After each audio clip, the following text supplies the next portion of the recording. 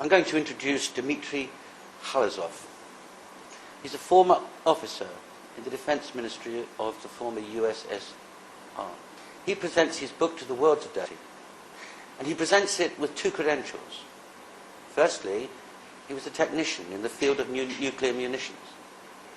Secondly, he's acknowledged, apparently by the FBI, as a material witness. Dimitri, tell us something about yourself. Good morning. Okay. I was a commissioned officer at the 12th Chief Directorate of the Defense Ministry of the Soviet Union.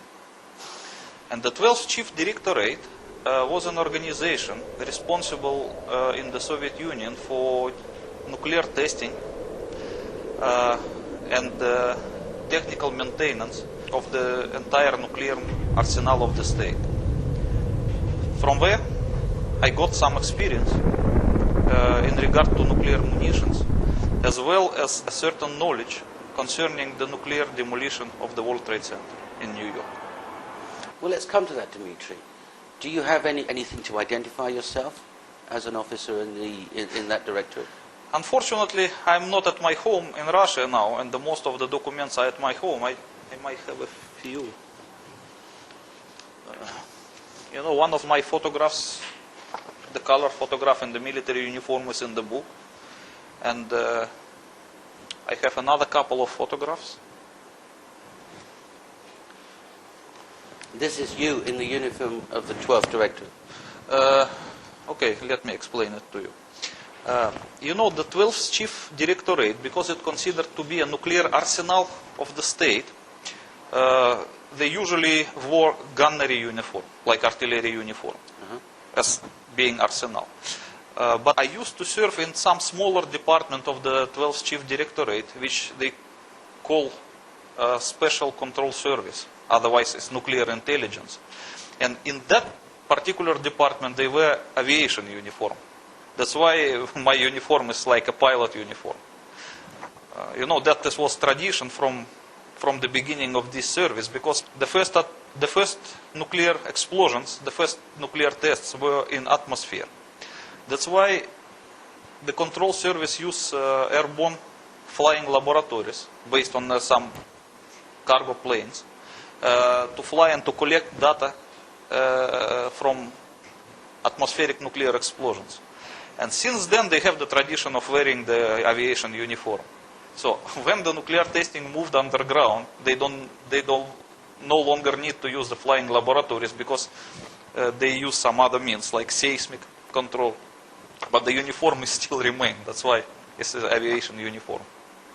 So but it does not mean that I am a pilot. So this was a highly specialized unit? Yes, yes. It's not actually a unit, it's quite a big organization which has a lot of military units of its own. It's like a network. And within that unit, what was your job? When I studied in the military college, I was released as a communication engineer. And I was appointed as an officer within the 12th Chief Directorate first, and then transferred to the Special Control Service, where I used to serve about 5 years. And my position was a chief of shift, which was responsible for receiving and collecting data from the periphery laboratories concerning nuclear explosions. And my duty was just to, how to say it? I was like a chief of the shift. And my duty was to collect the things and to pass it to the operational officers, and to superiors. That's a very responsible position. Yes, it's a very responsible position, because all the, recognition of the nuclear test of the enemy of the USSR actually come through my hands. I was the chief. I understand. Where were you born? Let's talk about your early time. I was born in some small city near Moscow, about 40 kilometers from Moscow, named Golitsino. This city still exists. Mm-hmm. And when did you leave the service? At the present time? Yeah. I live in Bangkok, Thailand. No. When did you leave the service of the Soviet? I quitted this military service at 1992. at the time of the dissolution of the Soviet Union. So it means about the time when the Soviet army ceased to exist and it was recreated as a Russian army or Ukrainian army or whatever other armies. At that time I just decided to quit the military service whatsoever. Understood. But during that 5 years in that special unit, Yes. you're interfacing both with technicians exploding nuclear devices underground, and you're interfacing with senior officers with the data from those tests. Is that right? Yes, because the 12th Chief Directorate was the organization primarily responsible for nuclear testing of the Soviet Union. I knew a lot of officers who were involved in that, and I was friendly with many of them. And because I served in particularly the Soviet nuclear intelligence, which was responsible for detecting nuclear explosions of the various adversaries of the Soviet Union, I also have experience of the nuclear testing of the others. And is this your official... Yeah, that is one of the very few military documents that I managed to keep with me. It's, in here I'm still young, and it was from the military college, one of the documents. Understood. Thank you. You describe yourself in your book as a big fish in the story of September the 11th. I believe that it's clear in the book that the chart that you exhibit puts you on the same page as some very dangerous figures. You understand. You mean this Yes, one? Yes. Well, Take us through the chart. you know, it would not be decent probably to say that I am a big fish. I'm not. But the American FBI believes so. Okay. So this definition does not come from me. It comes from the Americans. Okay. So as you can see in this chart, the Americans put me in the same line with notorious terrorists, the September 11 hijackers, the 2002 Bali bombers, like Mr. Hambali, with Mr. Hani Hamoir, who is accused of supplying the passports for the September 11 hijackers, and even with a certain Dr. Haji Mohammed Husseini. As you can see that I'm next to him in the same row, who in opinion of the American is the biggest fish in this network. And this document was prepared by the FBI for the Thai authorities. Yes, because the Americans attempted to obtain my extradition to America from Thailand in the 2003. Yes. And this document, this one, it was prepared by the FBI for their Thai colleagues. You were arrested and charged with supplying a passport. Well, yes, I was arrested for the extradition request of the United States primarily. Right. But because something was not ready with the official package of the documents related to extradition, they have to accuse me of something else, just for the meantime, to win the time. Right. So they accused me of supplying the fake passport for Mr. Hambali, the chief Bali bomber and the chief of the Jemaya Islamiyah organization. Right. So, and that's a charge that you've always denied. Yes, of course. And you've never been convicted of No. any of them.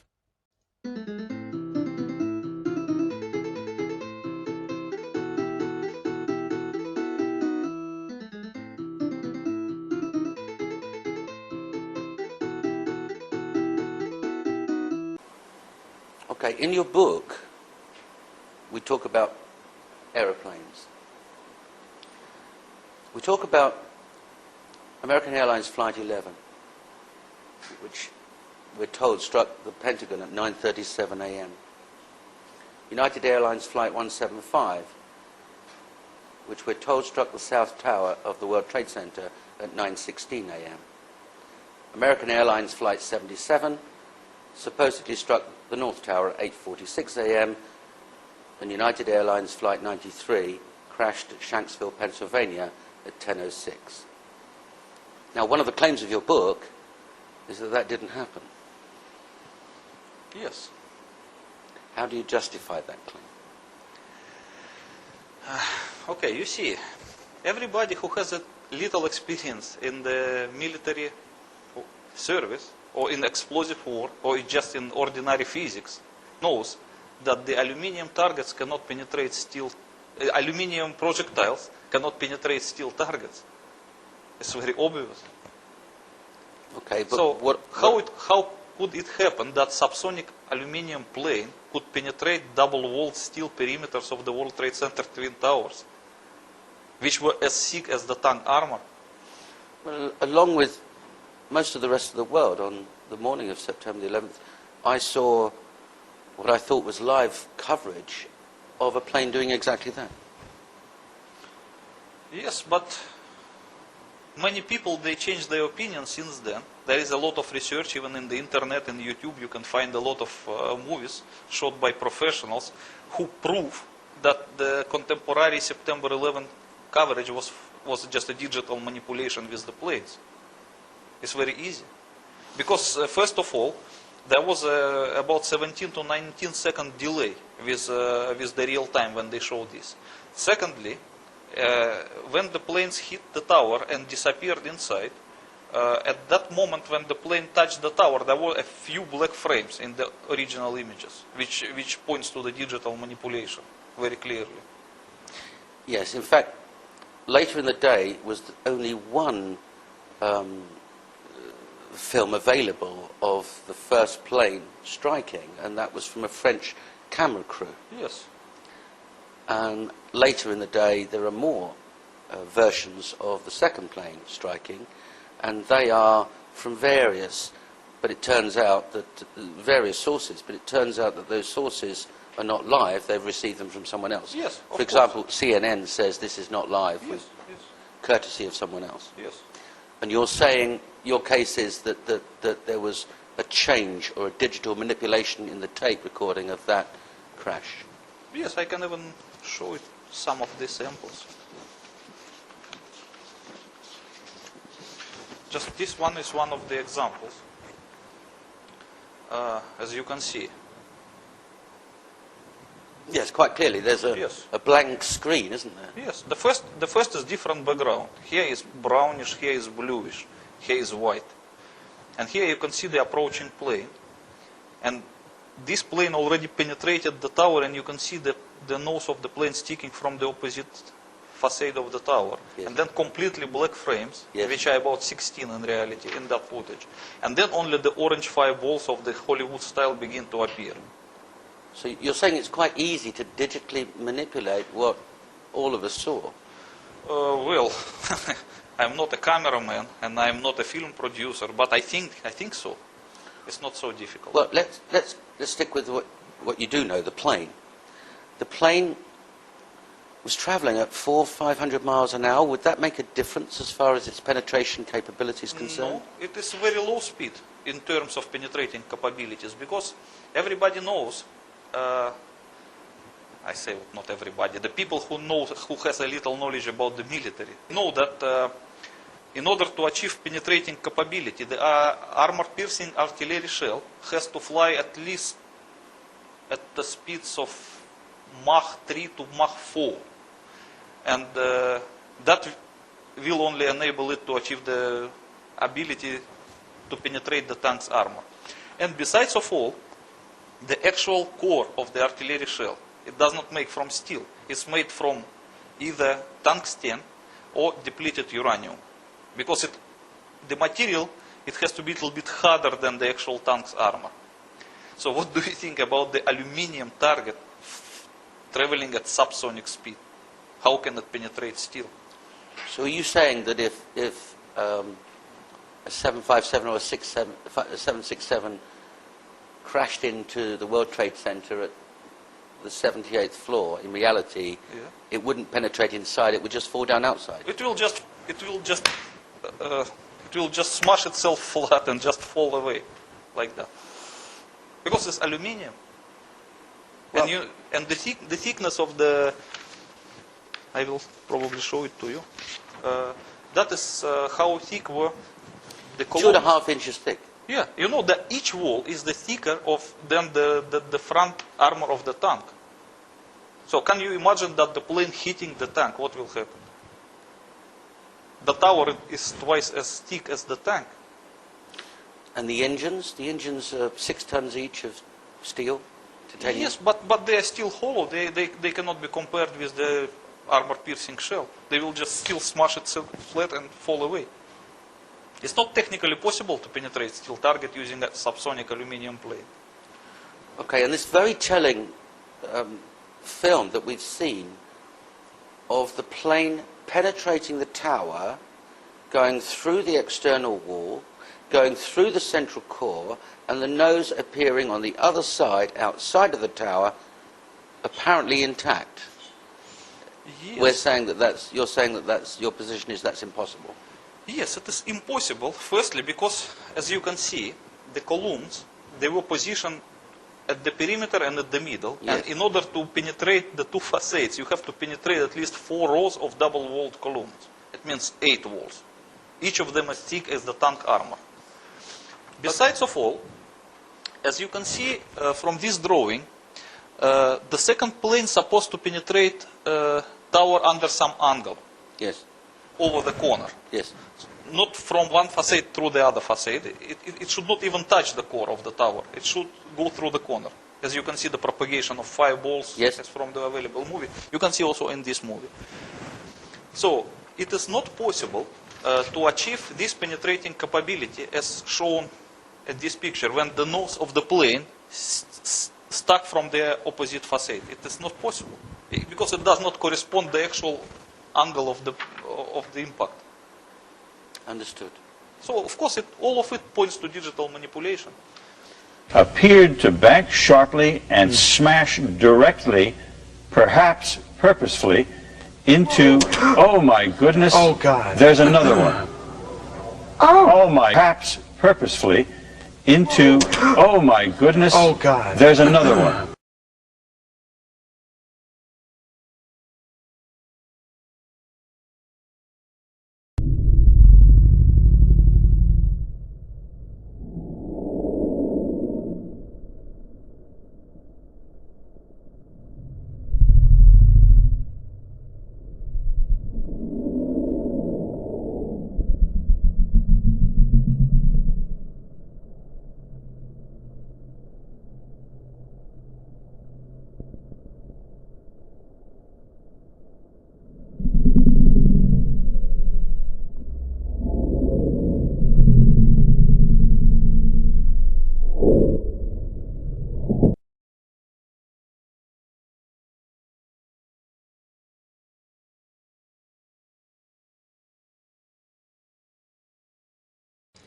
Don Daler, ABC's Don Daler, who is on the scene. Don, just give me some description again of what you can see now. What we're seeing, it appears that there is more and more fire and smoke enveloping the very top of the building. And as fire crews are descending on this area, it does not appear that there's any kind of an effort up there yet. Now remember, oh my God. Oh my God. That looks like a second plane. Terrible. I did not see a plane go in. That just exploded. I did not see a plane go in. That just exploded. I did not see a plane go in. That just exploded. I did not see a plane go in. That just exploded. We just saw another plane coming in from the side. You did. That was out of yes, and that's the second explosion. You could see the plane come in just from the right-hand side of the screen.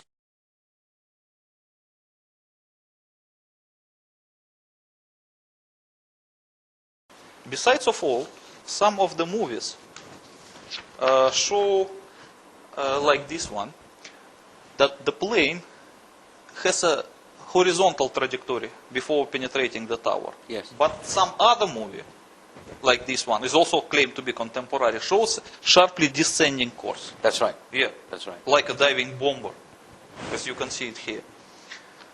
So, even the different footages, they do not correspond to each other.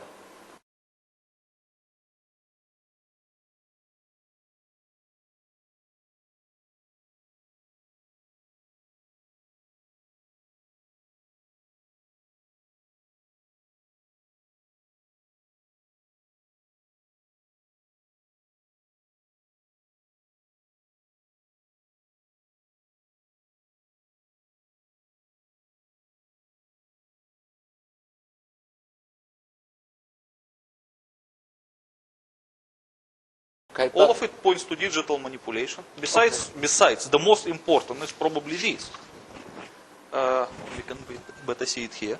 You can see the form of the Yes. impact hole. Yes. Does it look like made by the plane? It is two straight cuts, Well, it's certainly including the ends of the wings and the end of the tail. And who can believe that such a perfectly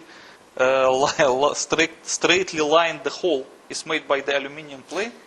You make your point well, but you ask who can believe. And we'll come back to this photograph in a moment, but some people did believe.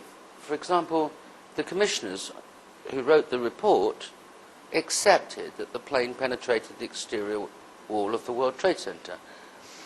Why would they do that? The American government was put in a very awkward position after September 11 events, because they demolished the twin towers, and they cannot explain to the general public why they did demolish them. That's why they have to invent some cover-up story. It doesn't look plausible, but it is the best they could do. Okay, let's come to that.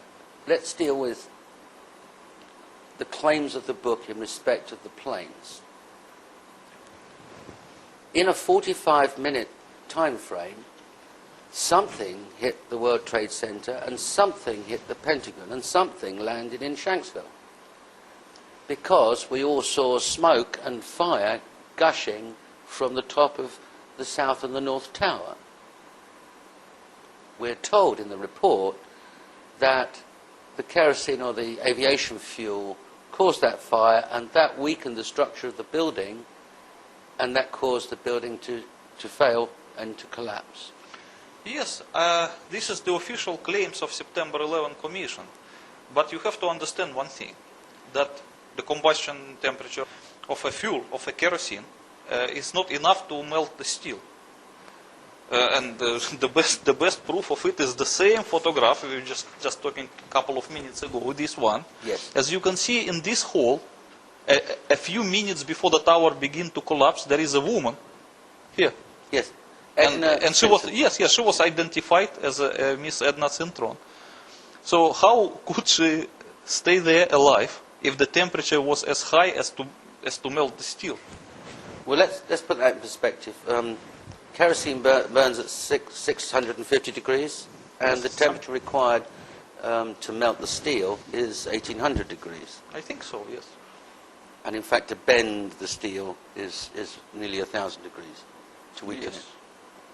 So, if it wasn't the fuel from the planes and them having ignited aluminium, what was it that caused those incredible fires, which we're told weakened the structure of the building? You know that actual fires in the building, they had nothing to do with the tower collapse. The tower collapse was caused by something different than the structure, because as you can see, by the time that the towers begins to come down, the fire was almost over. Okay, well, Because all kerosene which supposed to be from the plane was already burned out by the time. because if there was a plane, the kerosene would have burned very quickly. Even it was the plane or the kerosene was put there in the barrels, it doesn't matter. It was burned out by the time. So by the time the tower began to collapse, the kerosene was no longer available.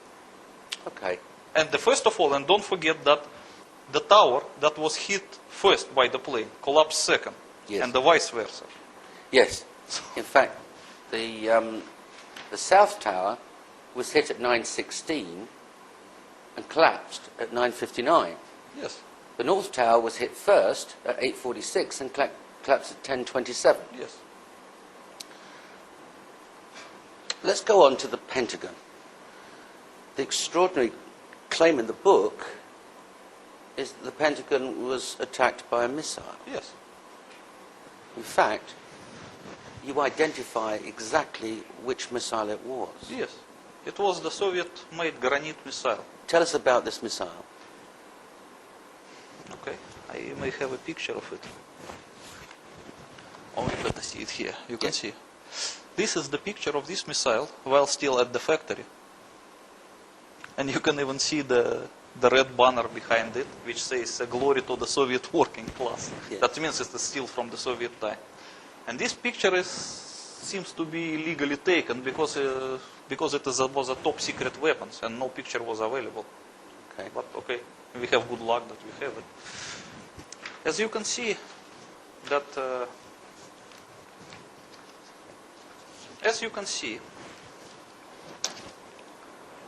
trajectory of the target, which hit the Pentagon, Yes. does not correspond to the possible trajectory of the passenger plane. One of the The things, passenger plane cannot simply dive like that. one of the things that have been identified by inquirers, such as Loose Change and 9/11 truth seekers, is that the plane supposedly was piloted by a very amateur pilot, and the maneuvers required to do what the Commission suggests the plane did would be virtually impossible. Yes, I agree with that, and I would say even that plane was piloted by the best pilot in the world, he will still not be able to achieve this kind of maneuver. It's not possible for the passenger plane, and not even possible for a military plane. It is only possible for the highly sophisticated missile. Look at this. This sophisticated missile, what kind of a range and where would it be launched from? It was launched most probably from the Atlantic Ocean, from the side of Atlantic Ocean, perhaps 200 miles away, maybe 300 miles away from the coastline. Okay. But I don't know exactly. I just think so. Because first of all, that by the reaction of the American officials, you can see that they send immediately their fighters towards the Atlantic Ocean after the Pentagon was hit in order to prevent Yes. further attacks. Yes. in So fact, it was a seaborne attack, definitely. And because Granite is basically anti-ship missile, so it should be launched from the sea. Okay. And even you can see by the way it approached the Pentagon and hit it is the typical behavior of the anti-ship missiles, because it attempted to hit the Pentagon at the waterline level, which is very typical for this kind of missiles. Right. Without damaging the lawn or crashing into the ground No, or as bouncing. you can see at the lawn. This is another picture. Look at this one. The lawn is pristine. It's like you can Yes. play golf on it, even after the hit of the missile. And what would this missile weigh? Sorry. What would be the weight of this missile? How heavy would it be? Oh, how heavy! It is a very heavy missile. It weighs over 7 tons. 7 tons. 7 tons, and it is very thick. It made from steel, and it is very thick. So it's like a flying tank. Okay, so this armored missile Yes, it's heavily hits the armored wall missile. of the Pentagon. And very fast also. It has speed over 2.5 Mach. So this is like a giant bullet. Extraordinary. Yes. Extraordinary. So it hits the outer wall of the Pentagon. Yeah. The inertia takes it through the other side of that wall, Yes. ring A, Uh-huh. and then into ring B, out of ring B, Yes. into ring C, and then finally stopping at the other side of D. Yes, as you can see in this picture, it managed to penetrate at least 6 capital walls of the Pentagon. Which, And let's look at the exit hole. yes, with their holes. Yeah, look at this hole. Does it look like a hole made by the plane? Your position is that it couldn't be a plane, No, no way. and there definitely was this missile. Of course.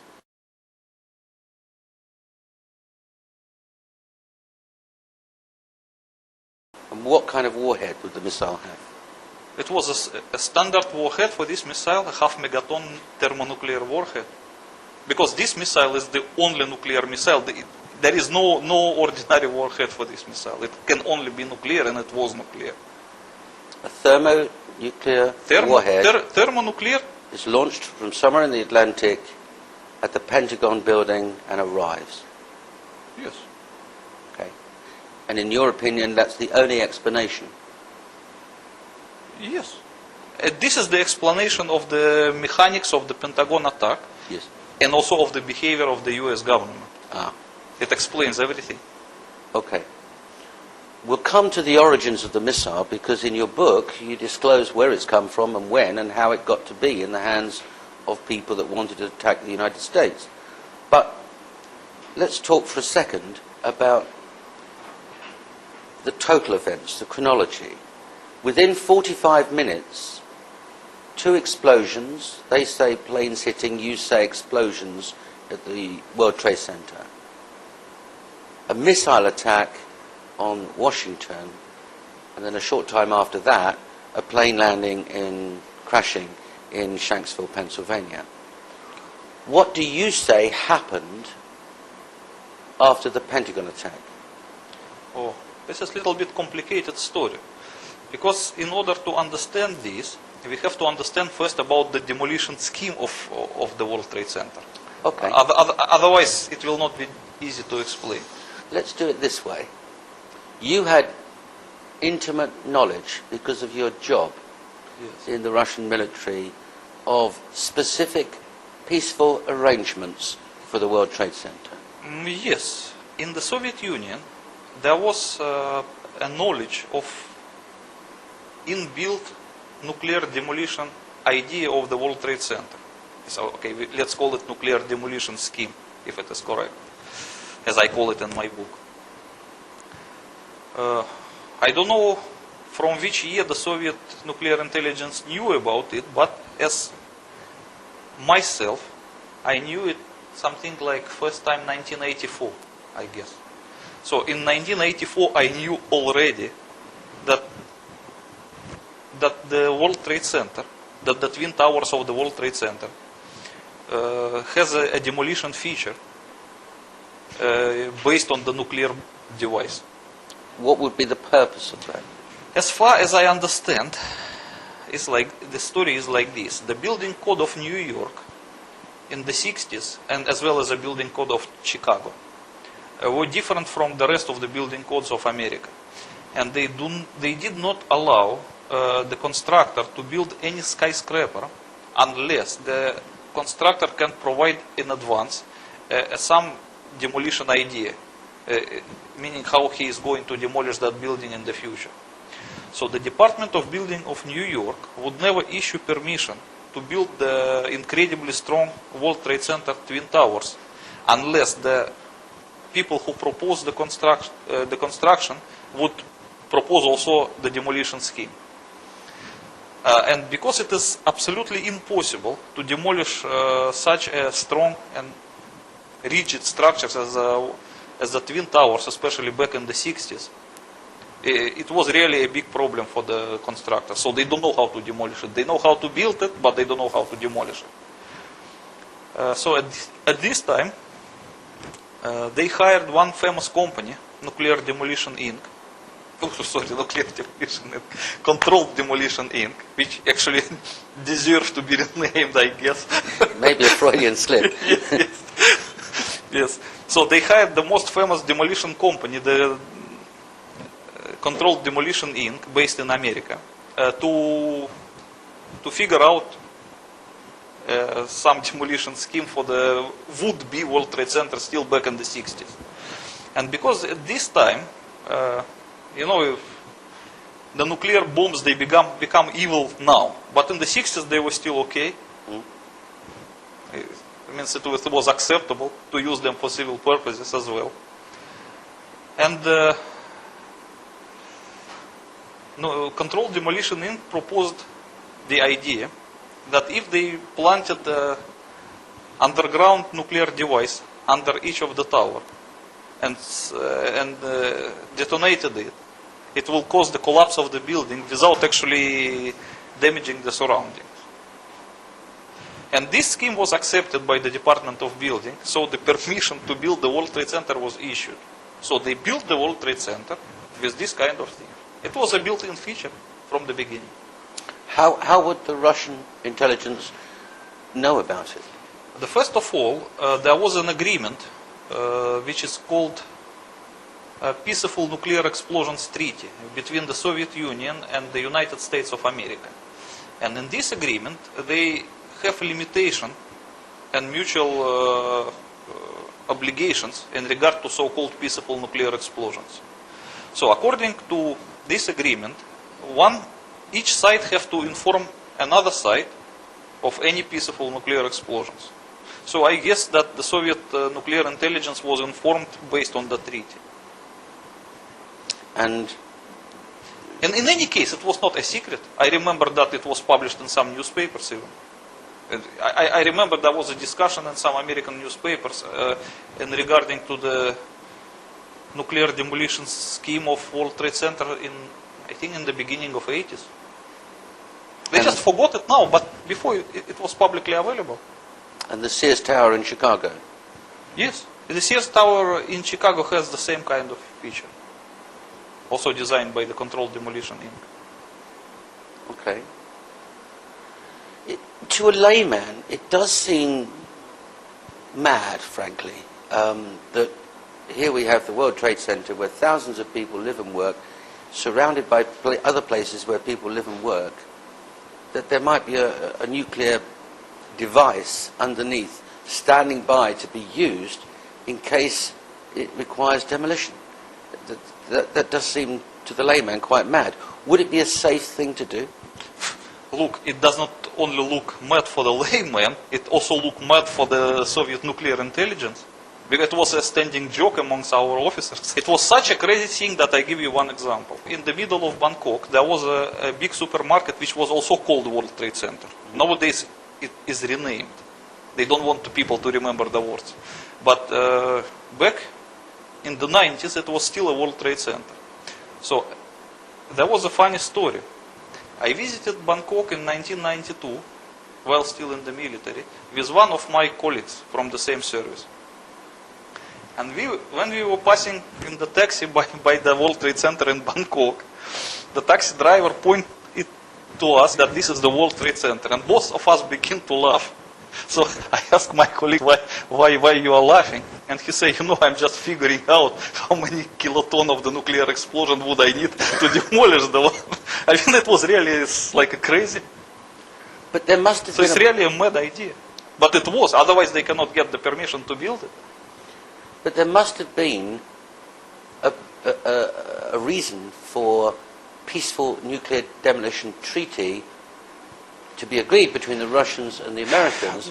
The Russians must have had similar arrangements for peaceful use of nuclear The first of technology. all, this is what you call a nuclear demolition, peaceful nuclear demolition treaty. It's a peaceful nuclear explosions treaty. It has nothing to do with the demolition.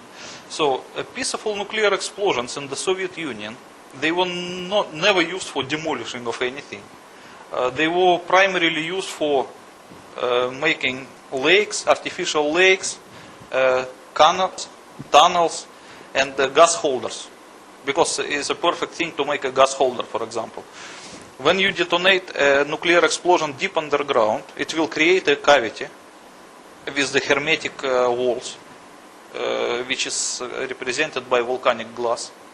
And it is a perfect thing to keep gas under pressure. Yes. So like, for example, in the Soviet Union, the most of the peaceful usage of the nuclear explosion was to create a gas holders.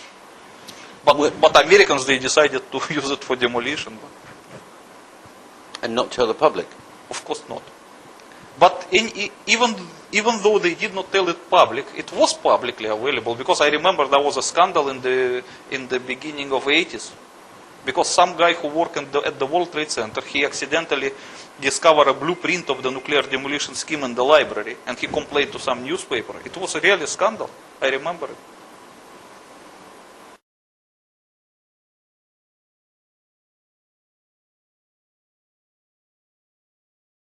Now let's put your knowledge in the context of that period between 9:15 and 10:15 on the morning of September the 11th. Somebody calls Bush and the Joint Chiefs of Staff and says, we've got 2 explosions in the World Trade Center, and we've got a Russian missile in the lawn of the Pentagon. Wouldn't the first thing they did pick up the phone to President Putin and say, have you lost a missile? Yes, of course, and they did it.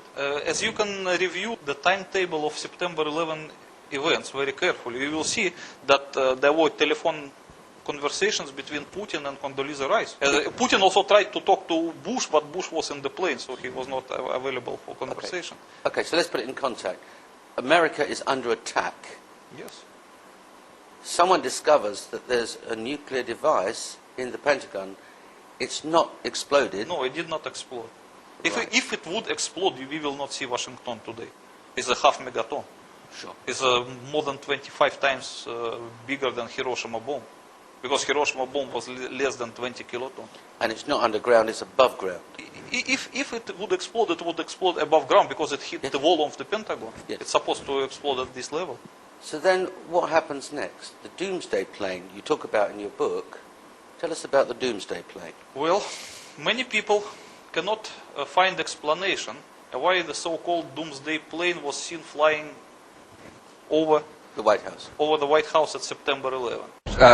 Tom, thanks very much. We'll talk to you a little bit. On now to one of the eeriest moments amid the carnage of 9/11. A mysterious plane was seen flying right over the president's residence. Even some CNN staffers saw it. To this day, it has never been officially explained. Tonight, Chief National Correspondent John King has new details about this great 9/11 mystery. Today, 6 years after 9/11, the mystery endures about just what happened in the skies over the White House that terrible day. A plane flew right over it. But why? And what was it? For conspiracy theorists, the image is a gold mine. Go back to that morning. Suddenly, an orderly evacuation of the White House turned hectic. In New York, the Twin Towers had collapsed. There was word of an explosion at the Pentagon. And then, Secret Service warnings of another plane still on course for Washington. It appeared overhead just before 10 a.m., a four-engine jet banking slowly in the nation's most off-limits airspace, on the White House grounds and the rooftop. A nervous scramble. About 10 minutes ago, there was a white jet circling overhead. Now, you generally don't see planes in the area over the White House. That is restricted airspace. No reason to believe that this jet was there for any nefarious purposes, but the Secret Service was very concerned, pointing up at the jet in the sky. And still today, no one will offer an official explanation of what we saw. Two government sources familiar with the incident tell CNN it was a military aircraft, but say the details are classified. This comparison of the CNN video and an official Air Force photo suggests the mystery plane is among the military's most sensitive aircraft, an Air Force E-4B. Note the flag on the tail, the stripe around the fuselage, and the telltale bubble just behind the 747 cockpit area. There are many commercial versions of the 747, obviously, that look similar, but I don't know any of them that have the communications pod like the E-4, the Air Force E-4 does behind the cockpit. The E-4B is a state-of-the-art flying command post, built and equipped for one reason: to keep the government running no matter what, even in the event of a nuclear war. The reason it was nicknamed the Doomsday Plane during the Cold War. They exercise this type of thing all of the time, and they simply don't talk about it. So it doesn't surprise me that they are very closed-mouthed about it. Ask the Pentagon, and it insists this is not a military aircraft, and there is no mention of it in the official report of the 9/11 Commission. Commission co-chairman Lee Hamilton says he has a vague recollection of someone mentioning a mystery plane, but staffers who looked into it never raised it as a relevant issue. When you're conducting a major investigation, you get thousands of things that come at you. You can't possibly sort through them all. This never rose to the level of a discussion within the commission. To some, the lack of any official explanation feeds an ominous conspiracy. This is from an online discussion about the plane on the website 911blogger.com. I have always thought these planes were exactly that, mission control for the 9/11 attack on our country. 9/11 Commission co-chairman Hamilton calls such talk ludicrous. We, of course, heard the conspiracy theories about the president ordered the attack and the Defense Department was involved. We saw absolutely no evidence of that. But 6 years later, the Pentagon, the Secret Service, and the FAA all say they, at least for public consumption, have no explanation of the giant plane over the president's house, just as the smoke began to rise across the river at the Pentagon. John King, CNN, Washington. And many people mistakenly believe, especially conspiracy theorists, that the doomsday plane was the main tool of the perpetrators. So they believe that September 11 was organized by the US government, and the doomsday plane was used as a flying control center to set the things in motion. They cannot find any other explanation to this strange thing. And the American government, in turn, tries its best to deny the existence of the doomsday plane and its flying at September 11. This attitude of the US government increased the suspicions of the conspiracy theorists. Yes. But according to what I explain in my book, the story is totally different. First of all, the American government has nothing to do with the September 11 perpetration. It was just a victim. And the doomsday plane was scrambled because of upcoming attack of the missile that hit the Pentagon. Because the missile was detected about 5 or 6 minutes before it arrives to Pentagon by the NORAD, because it has the detection capability. They cannot shoot down the missile because they have no means to shoot it down, but they were still able to detect it. And they would have known exactly what kind of a missile it was. Of course. Once they see the flying things of this kind, they know already what is this. Because NORAD has the identification for all Soviet missiles and Russian missiles. So when they see the things, they know this is a granite with a nuclear warhead. So this is serious stuff. They got it immediately. Okay. So they rang the atomic alert about the next minute they detected the missile. And at this time, the doomsday plane was scrambled from somewhere near Washington, and the other 3 doomsday planes somewhere else in the United States of America, because there were 4 of them, and 4 of them were airborne. And that's the first time in history that that's happened? When the planes were scrambled at the result of alert, I am not very sure. But I think so. Unless maybe they were just scrambled on some training exercise or whatever. But what I can tell you for sure, what was happened at the first time in America, is that the commander of NORAD, when he received notification of the atomic alert and the upcoming nuclear attack, immediately went from his unprotected command post to his protected command post, which is located in Cheyenne Mountain, Colorado. Mountains, yes. And once he arrived there, he ordered to close the steel anti-atomic doors, which looks like a safe door, as you can see in this picture. Yes. This is an incredibly thick door that can probably save this mountain from the nuclear explosion nearby. And this happened the first time in American history. Never ever happened before. No, this door has never been closed in the American history. This was the first time. Okay. What happened to the command structure? The president, the vice president, the speaker? As everybody who researched the timetable of September 11 probably remembers, that president was in Florida delivering some speech in elementary school or whatever. So he was not available. But the vice president, who was in the White House along with the Secretary of State Condoleezza Rice, were immediately taken by the guards to the anti-atomic bunker under the White House. And this is publicly available information. You can see it at the officially published timetable. And no one can explain why they should drag this person to the anti-atomic bunker. And the speaker is locked away. He's the third in line to the presidency. Excuse me? The Speaker of the House. The Speaker of the House was not dragged into anti-atomic bunker as fast as Vice President Cheney and Condoleezza Rice, but he was also ordered by the same guards to be urgently relocated to some other bunker outside of that area. Because according to the American contingency plans, they cannot keep all the top figures in the one place. They have to separate them into different places. But as you look at the timetable, he would have no chance. Because the time they were trying to take him out, the granite already hit the wall of the Pentagon that's supposed to produce a nuclear explosion. So probably only Cheney and Condoleezza Rice have chance to survive.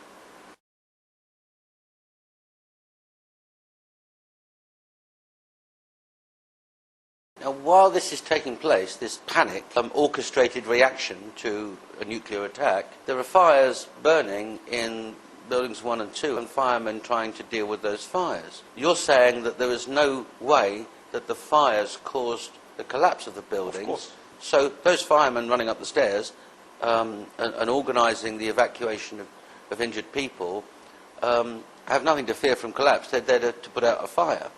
Of course. Because firefighters just did their job. Yeah, we've got these firefighters who gets to the 78th floor and says, send up 2 lines. Yes. I've got 2 pockets of fire, but we need reinforcements to help evacuate these people. Yes. That means he reached the place of the impact and he evaluated the fire, and it was, in his opinion, not too dangerous. So there's nothing wrong as far as the structure of the building at that point is concerned? Absolutely. in your book, you suggest that at that point, or shortly before, the radio message from the fire chief, a decision was taken because of the presence of a thermonuclear warhead in the Pentagon to activate the demolition scheme of World Trade Center Building 1 and 2. Well, you know, at the time when I decided to write the book, I did not know this particular. So in my opinion, the American officials decided to press the red button to demolish the World Trade Center based on some false report that otherwise the tower will collapse on its own. So that, in my former opinion, it was that they pressed the red buttons in order to anticipate its accidental collapse. But when I completed the book, I get some advice from the people from the American FBI who read the book and express their opinion that it was not true, it was not the valid reason. Hang on, let's be absolutely clear on this. When you completed the book, yes, you sent a copy of it to the Justice Department at the American Embassy. Yes. You also had informal conversations that led to an FBI officer answering you and saying what? And he read the book. Yeah, it was an informal conversation, absolutely informal. So he read the book, and what did he say? He said that it is not possible that the American officials would be that crazy to set the nuclear demolition scheme because of the fear of the tower's collapse. Because the damage will be about the same if they are collapsing. Right. So they say there should be much more stronger reason that would convince them to do so. And according to the FBI, the reason was that someone claimed there were 3 nuclear warheads actually sent to America at that morning.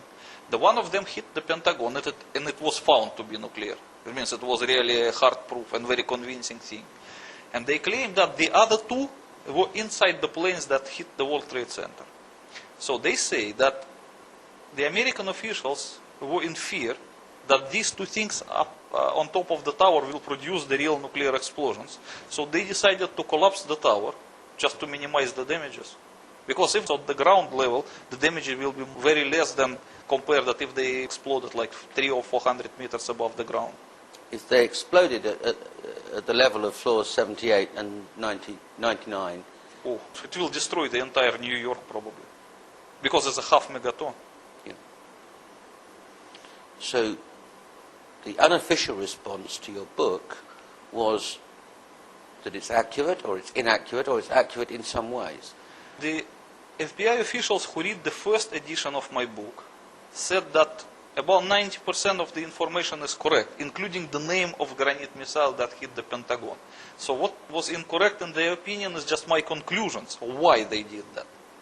So, but after correction, I rewrote my book according to the FBI opinion.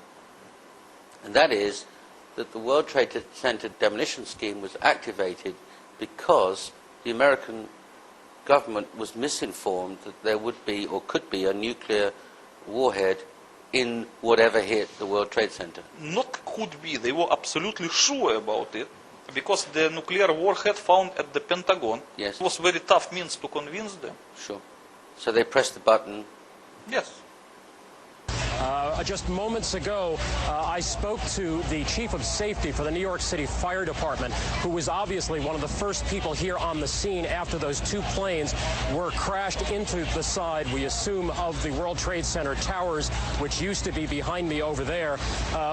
Chief Albert Turry told me that he was here just literally 10 or 15 minutes after the events that took place this morning. That is the first crash.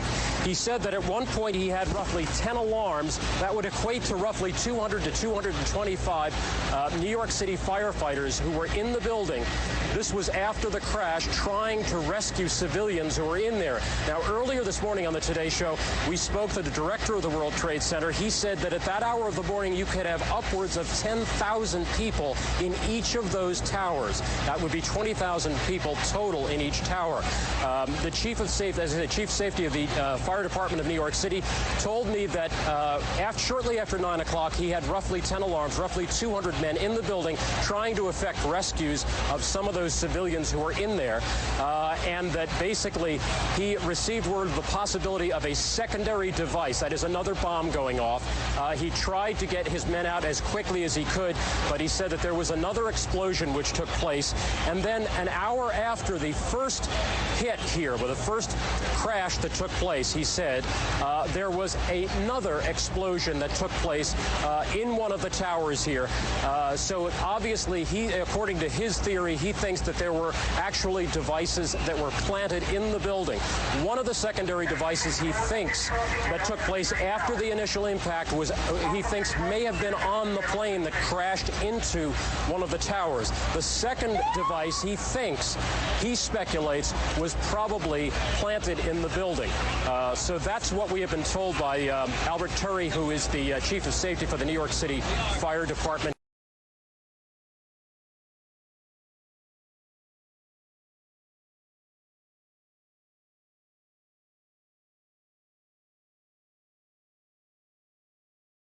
One of the secondary devices he thinks that took place after the initial impact was, he thinks, may have been on the plane, may have been on the plane, may have been on the plane. One of the secondary devices he thinks that took place after the initial impact was, he thinks, may have been on the plane that crashed into one of the towers. The second device he thinks, he speculates, was probably planted in the building, planted in the building, planted in the building, planted in the building. So that's what we have been told by Albert Turry, who is the Chief of Safety for the New York City Fire Department. The Chief of Safety, as I said, Chief of Safety of the Fire Department of New York City, told me that shortly after 9 o'clock, he had roughly 10 alarms, roughly 200 men in the building trying to effect rescues of some of those civilians who were in there, and that basically he received word of the possibility of a secondary device, that is another bomb going off.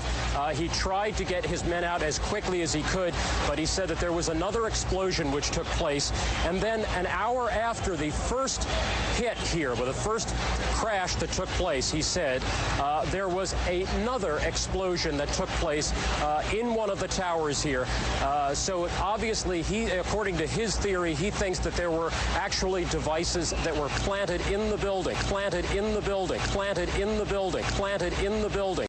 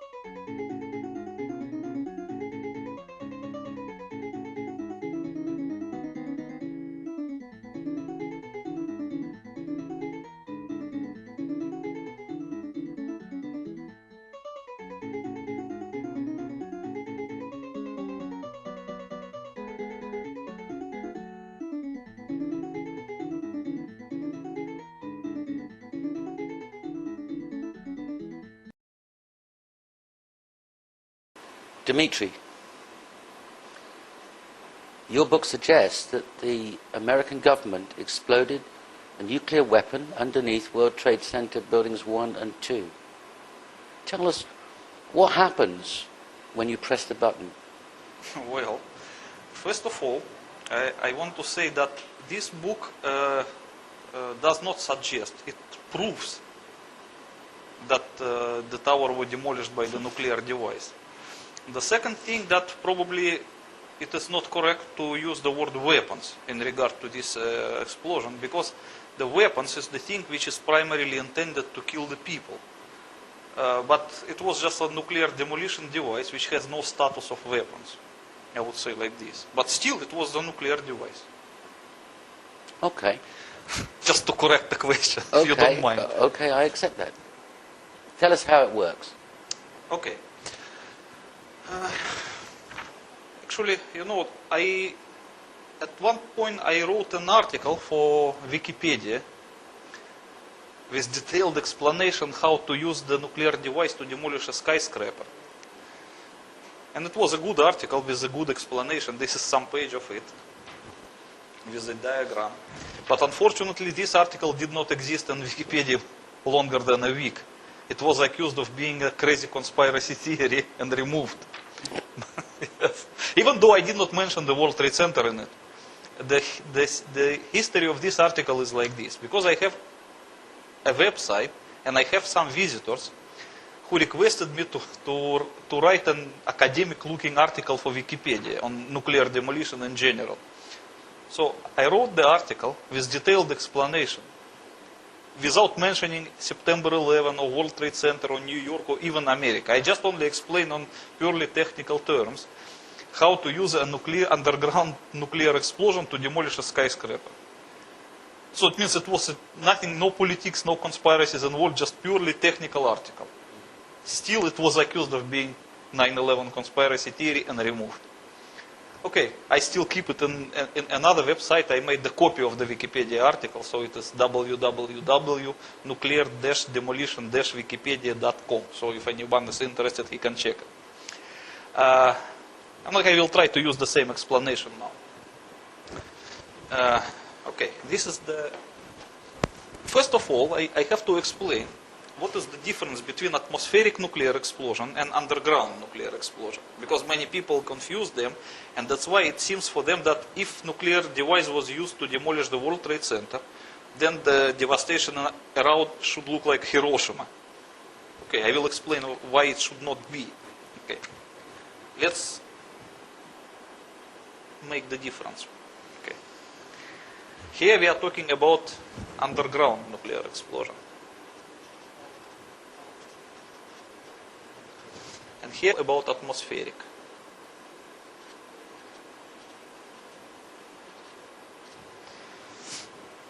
So the difference between the two is this. When nuclear device explodes in atmospheric condition, it will release its entire energy, about 99%, in the form of X-rays. So, and this is tremendous energy, because the almost entire energy of the nuclear explosion is represented by X-rays.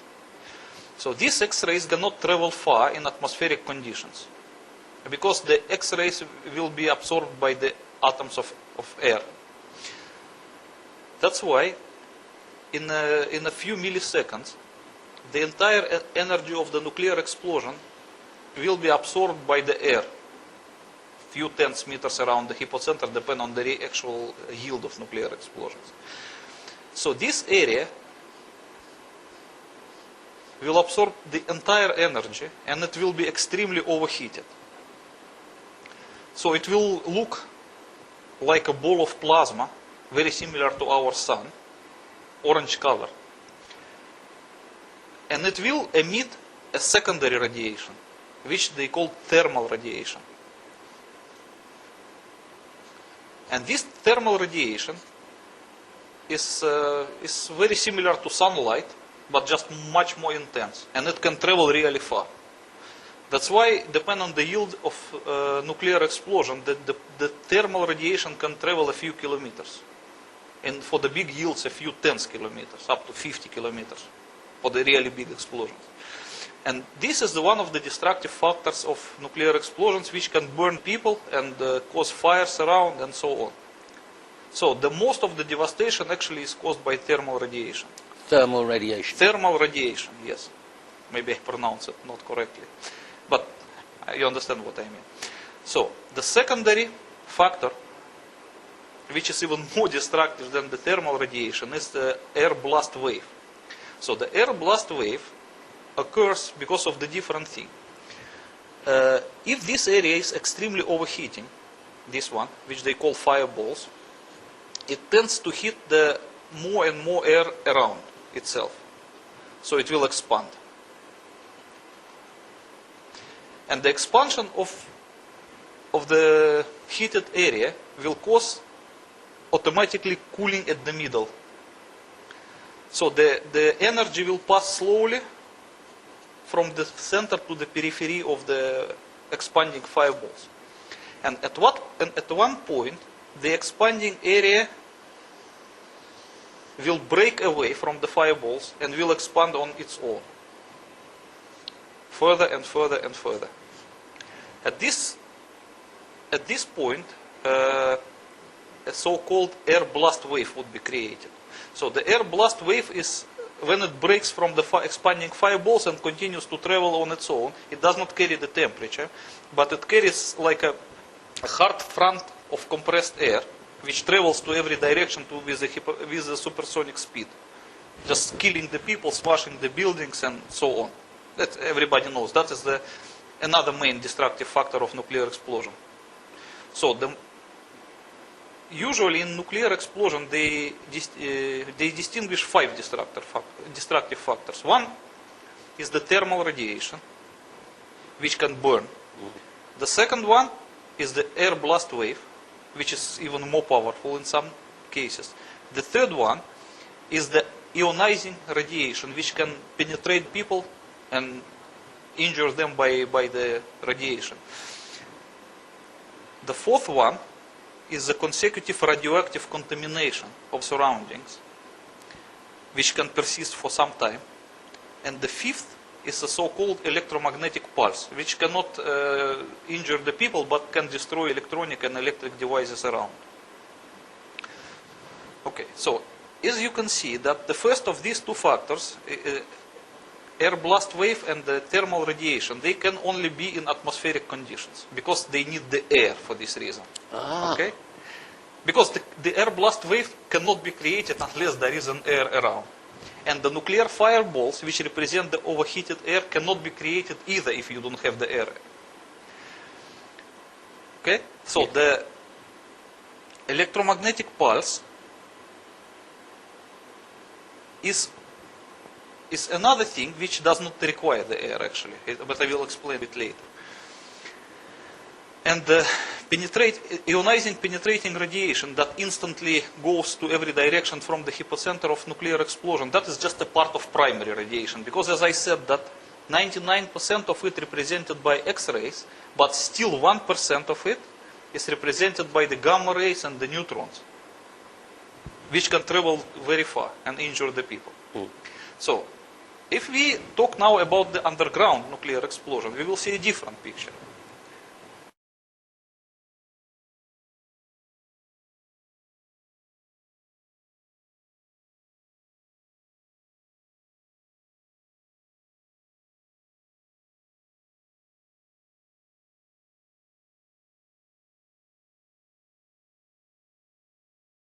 So, if we talk now about the underground nuclear explosion, we will see a different picture. Let's say this is the level of the ground. A nuclear device is buried here, in some rock. So when it explodes, it will release the same thing. 99% of its energy will be released in the form of X-rays. But they cannot travel far because the area is surrounded by rock. So they will be absorbed by surrounding rock, and they will hit it in the same way as in atmospheric explosion they hit the air. These are fantastic temperatures. Yes, yes. So the rock immediately will be transformed into plasmatic condition. First it will be evaporated, but the temperature will be much higher than enough to evaporate, so it will also transform it into plasmatic condition. So the overheated rock will lose atomic structure, and it will no longer be material, it will be just a plasma. So eventually it will set like volcanic glass. It will no longer be a rock. But for the meantime, it will be in the form of plasma. So what will happen next? First of all, we have to understand that there will be no air blast wave and no thermal radiation in underground condition, because there is no air. The third thing is the ionizing penetrating radiation. It will be, but it cannot travel because it will be stopped by the rock. So the first three destructive factors of the typical nuclear explosion would not exist in underground conditions. Yes. Okay. So it's basically you can understand the difference. Now I will explain what really happened. Okay, let me take another sheet.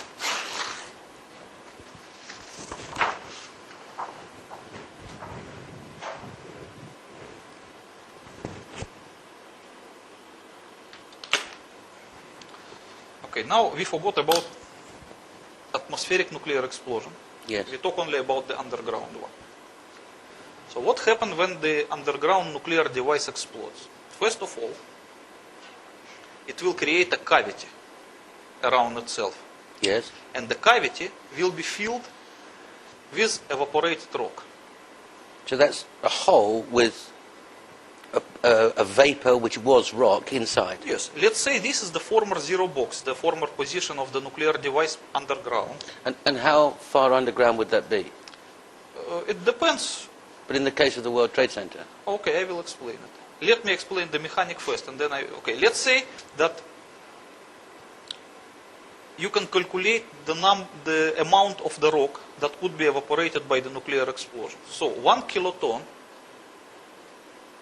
of nuclear explosion can evaporate about 70 tons of dry granite rock.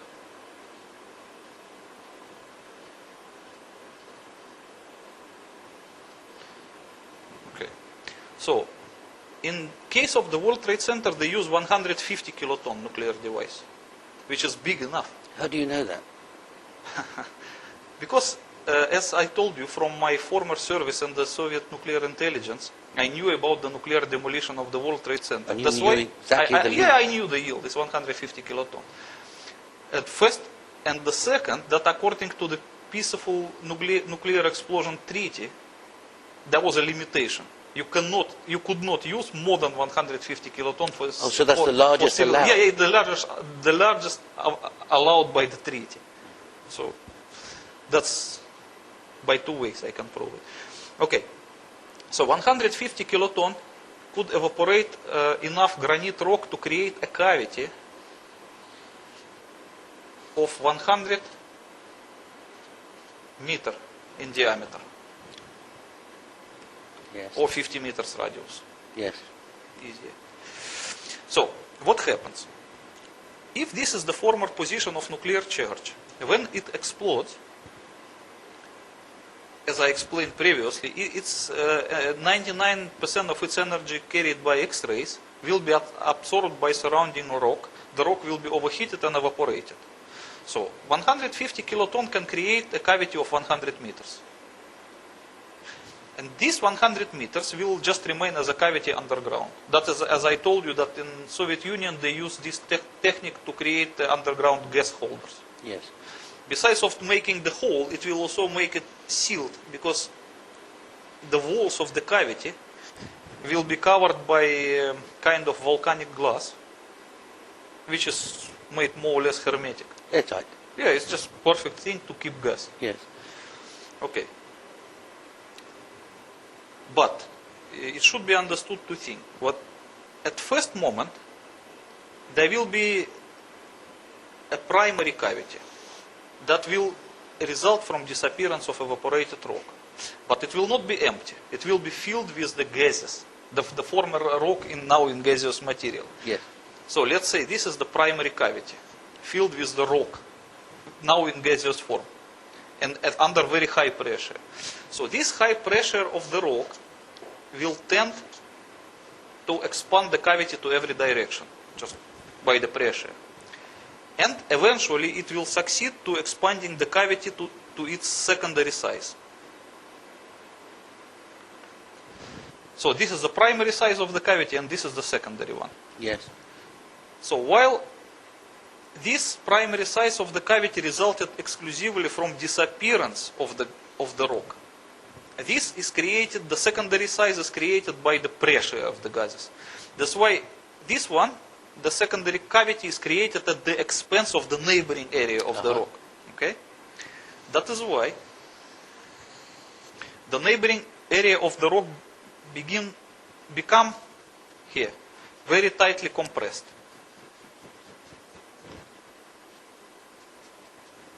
Yes. And then further area around will be damaged to a lesser extent than the first. The actual rock itself will be damaged. Yes, because when the cavity expands itself by the pressure of gases from primary size to secondary size, it does so at the expense of the neighboring area of the rock. Understood. So it will crush the neighboring area. It will compress it. So it's actually compressing the granite on itself? Yes, of course. Because the primary cavity expands to the secondary cavity, yes, and then the next area will be just compressed. It's just pure physics. That's why in underground nuclear explosion, you can have this picture. You will have a cavity of secondary size, highly compressed area, which in nuclear jargon called crushed zone. Crushed zone. Crushed zone. And then the next area they call damaged zone. So the fillings within the crushed zone is a completely pulverized material. It's like microscopic dust. Micron size of each particle. Irrespectively of the kind of material. So it doesn't matter what it is. It doesn't matter. Steel, granite, concrete, human beings, it doesn't matter. And that dust, I mean, how the particle size, how big would it be? A few microns. It's like a microscopic size.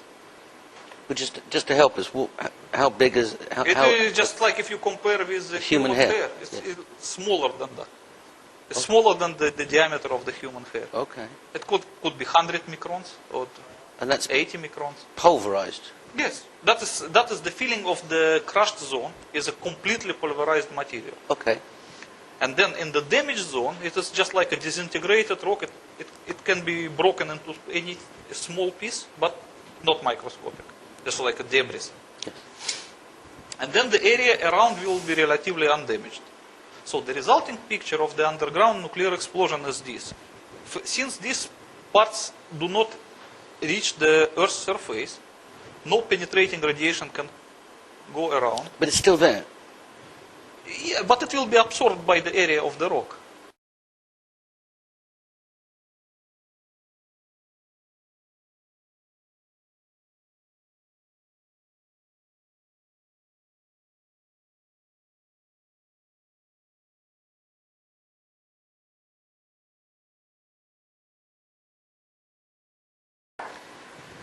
Okay, so the resulting picture will look like this. I make it maybe better in this one because it is in color. As you can see, the nuclear explosion starts from this stage. Yes. Okay, this is the start of nuclear explosion. The energy was released at this point. Yes. Next, it evaporated the rock. So it created the cavity of primary size, which is tend to expand by the pressure of gases. And in the case of 150 kilotons, that's 100 meters? 100 meters is the final size of the cavity. Sorry. The secondary size. Okay. Okay, so the primary size will be a little bit smaller.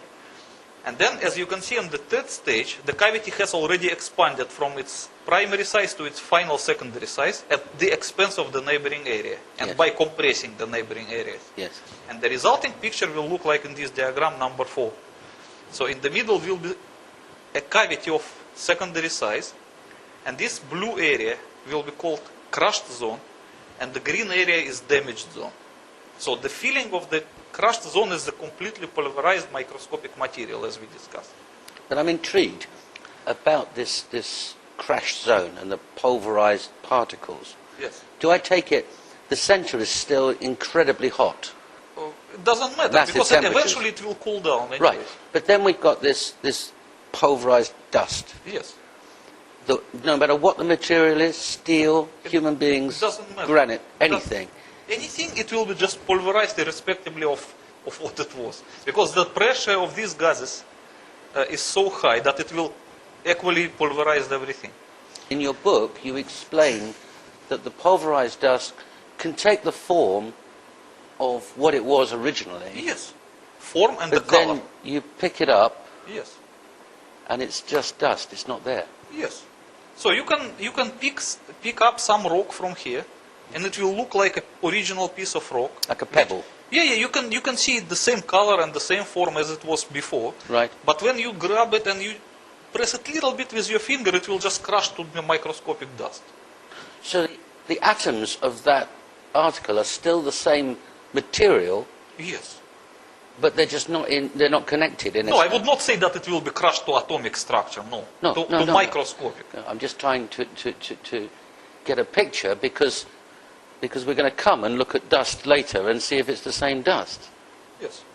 Okay, so now, as you can understand this, I want to explain about the destructive factors of the underground nuclear explosion. So this is the level of surface, and this is our underground nuclear explosion. So as you can see, there was no thermal radiation, because it was underground, there was no air around.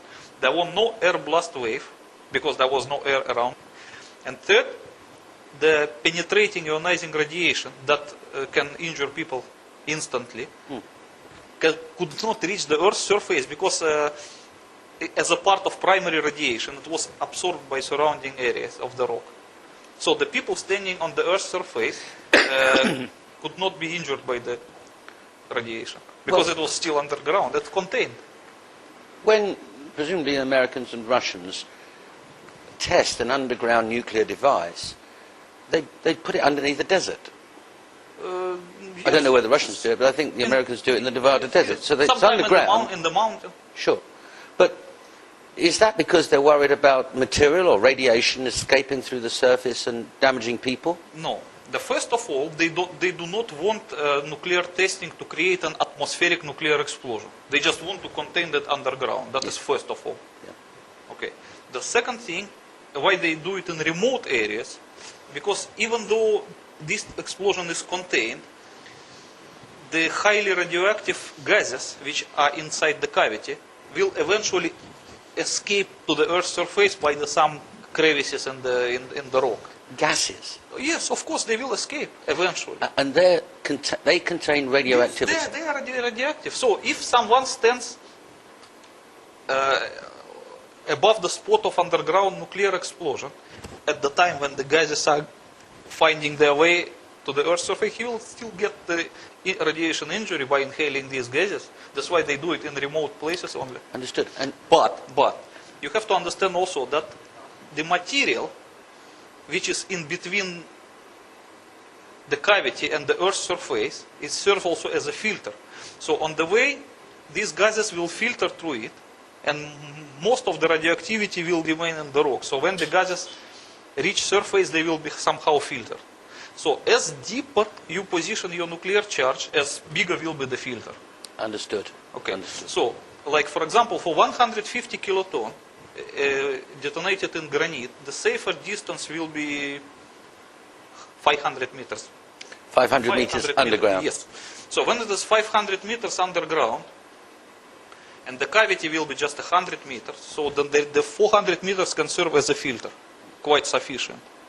So when the gases reach surface, they will not be as radioactive as they... It'd still be potentially deadly? Yes. It is. You cannot stand, even if you detonate the nuclear device at 500 meters, you cannot stay in this area for probably another 2 weeks at the time of the gases escaping. Understood. You can still get some radiation injury. Understood. And you cannot go to the hypocenter for another 3 years. 3 years? 3 years, yes. Because it's radioactive? Of deadly radioactive. And the hot. How long does it stay hot for? For 150 kiloton, it should be at least a year. A year? Yeah. Okay. And the radioactive probably 3 years. I mean, dangerously radioactive. Okay.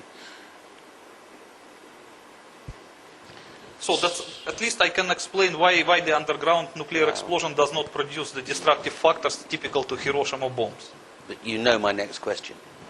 Dimitri, you've just explained about a general underground explosion, and that 150 kiloton yield explosion should be 400 meters below the ground, below the 500 below the, forgive me, 500 meters below the ground, the surface.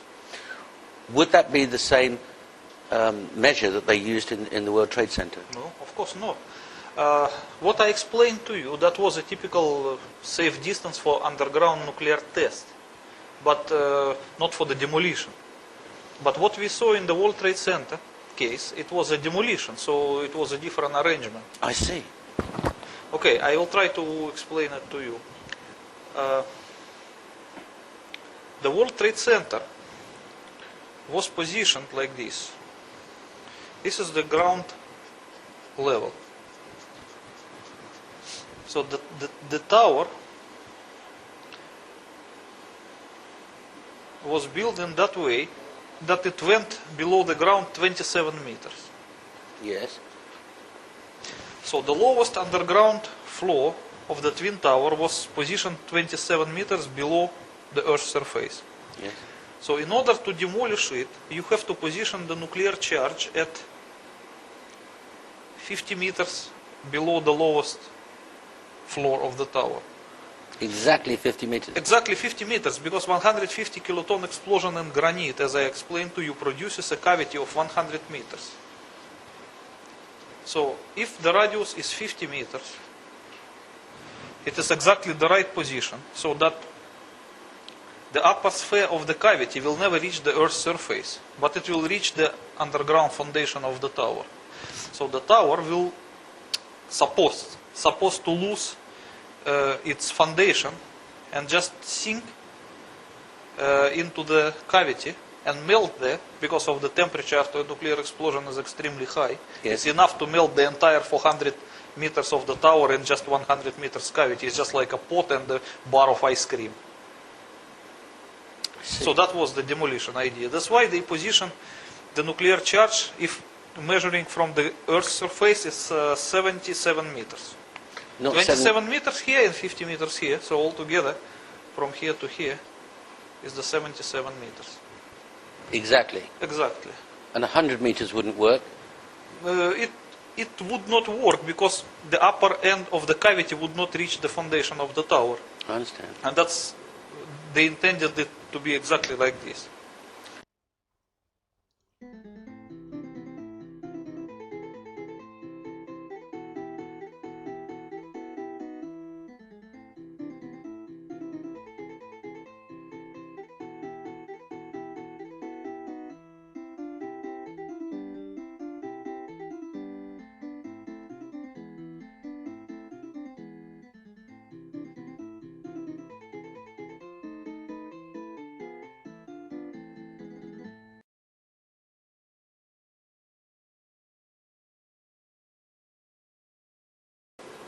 They intended it to be exactly like this. Okay, that's what they intended. What actually happened? What actually happened? Okay, I will try to explain to you. As you remember, I explained to you before that not only the underground cavity would be created, but it would be surrounded by the crushed zone, which will be filled with a pulverized material, and the damaged zone. So, I have another drawing. It is also from my book. That the demolition idea actually looked like this. The tower goes under surface 27 meters, and another 50 meters was the position of nuclear charge, the zero box. And the after cavity will look like this, after the explosion 100 meters. So the tower is supposed just to disappear into the cavity. Yes. But as you remember, when I explained to you in the previous drawing about the underground nuclear explosion 500 meters deep, yes, all those zones, they were more or less concentric. Yes. The cavity, the crushed zone, and the damaged zone. Because the pressure from every direction, when the charge is buried sufficiently deep, is the same. I mean, the resistance of materials from every direction is the same. Yes. So the expansion of all these rings will be almost the same to every direction. But if we position the nuclear charge closer to the Earth's surface, not the 500 meters, are just like 50 meters or 77 meters, this cavity will not look like this. They will look more elliptic with a longer end facing upwards. So the cavity will be of this form, and the crushed zone will be the same. It will look more or less like an egg with the sharper end facing upwards. I understand. Why it happens? Because the resistance of materials towards the Earth's surface is the least. And everything always goes by the way of the least resistance. Oh, so if it's going through, that pressure is going through the foundations, then it reaches a floor, then it reaches a carpet, then it reaches a desk, and there's nothing like solid granite that it's pushing against. No, as you see, here I make the cavity of the round form, but that is in the ideal case, but nothing is ideal in reality. So if the tower is like this, and the nuclear charge is positioned here, it would not produce exactly round cavity. It will produce cavity of this form. Okay. And the crushed and damaged zone, they will be also like this. Because they will tend to expand by the way of least resistance towards the Earth's surface, rather than to these directions. Because here the resistance of materials is much stronger than this way. So it's just pure physics. And the other thing that you have to consider, that granite around here is more or less solid and strong material, while the tower is half empty. And even though it is steel, but it provides different resistance of material compared to granite. That's why the expansion by the tower structure of these zones will be much longer than it underground case. So if it's only 77 meters below the surface, wouldn't we hear an enormous explosion? No, you would not. What would we hear? Nothing. You will just feel the shaking of the earth, which is typical for underground nuclear explosions. Like a train going underneath? Can be compared. It would be. You can measure it by the Richter scale. 150 kiloton will produce something like maybe 5.7 by Richter scale. It's enough to. So when the fire chief, when the fireman testified when he left the Marriott Center and felt the ground shaking, yes, and then looked up and the South Tower was coming down. Yes, that is very reasonable explanation, because you know this expansion of these zones towards the tower structure it took a few seconds, because once the nuclear explosion happens, at this time the earth was shook like earthquake, and then the pressure of gases begin to expand the cavity and to create these zones which will continue by the tower structure. And between the actual shaking and this process will be a few seconds. I guess it was 12 seconds, as you can see in the movie. We have one movie. Look at this one. This is one of the rarest movie that contemporary. You can see that the tower begins suddenly to shake. Yes. You can see it in this. And then you can measure, you can count 12 seconds and the tower started to come down. So it takes 12 seconds for what to happen?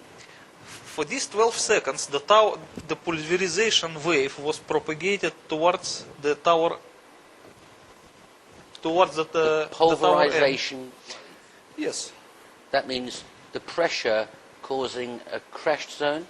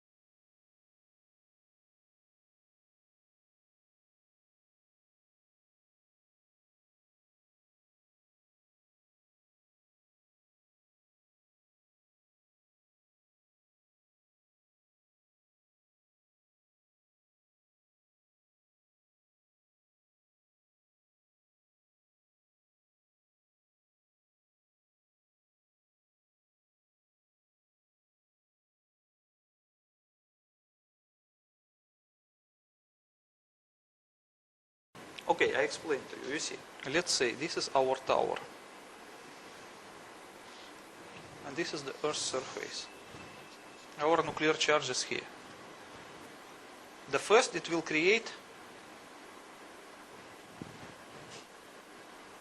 a primary size of the cavity. In result, it will be because of the disappearance of the rock. It will be evaporated. And then the pressure of the gases, which is a former rock, will try to expand the cavity. So it will expand the cavity a little bit. And then the next area will be already compressed by this process. So it will create the three zones. The outer one is a damaged zone. This is the border of damaged zone. And this is the border of crushed zone. And this is the border of the cavity. And all of them will expand, mostly to this direction. So before the foundation of the tower will be reached by the border of expanding cavity, it will be first reached by the border of the damaged zone, which will continue to propagate upwards until it reaches some, maybe 350 meters. Okay? And then it will be followed by the border of the crushed zone, which will continue the same way until it reaches maybe 300 meters. And only then it will be reached by the end of the expanding cavity. So in this process, as you can see, the first tower will be damaged into small pieces until 350 meters. And immediately it will be also pulverized up to 300 meters. So this will be dust, complete microscopic dust. So the very tower, typical the for the crushed steel, zone. the computers, the desks, the chairs, the Even carpet, the human beings. dust. Everything will be just transformed to complete microscopic dust. And this area will be damaged into small debris. And because the tower was above 400 meters, this part will be still undamaged, means solid and heavy. So by the gravitational forces, it will, in the next second, it will just press down.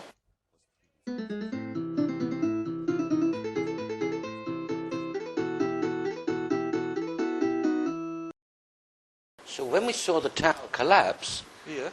and it cascaded out of the sides with that dust. Yes, as you can see at the movie, when the tower started to collapse, at first point it scattered some debris. And in the next 2 seconds it stopped scattering debris and crashed down and scattered only the dust. So the debris belong to this zone, which we call damaged zone, and the dust belonged to crushed zone, which is represented by this area. Yes, you can see that in the movie. We all saw it quite clearly. Is there any other explanation for that dust than what you've described? But look, how can you transform the 350 meters of the thick steel, which is as thick as a tank armor, into complete microscopic dust? No other process can do that. You cannot do that by thermite, you cannot do it by dynamite, you cannot do it by TNT or C4 or by whatever. It's not possible. So It's only the nuclear explosion when the can do official that. report tells us that there was a pancaking floor by floor. Yeah, but did you see any flaw in this? Okay, look at this movie.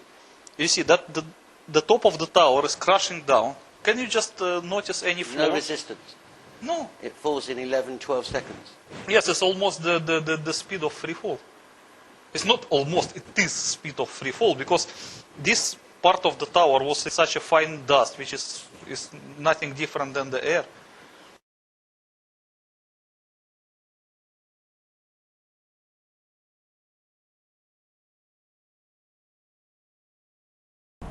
The trade or the Sears Tower in Chicago has been evacuated, and we continue to check on the circumstances there. The Pentagon, the State Department, and the White House have been evacuated in Washington as well. The president has we can show you now what happened just a few moments ago at the Trade Center. Watch the building to the left.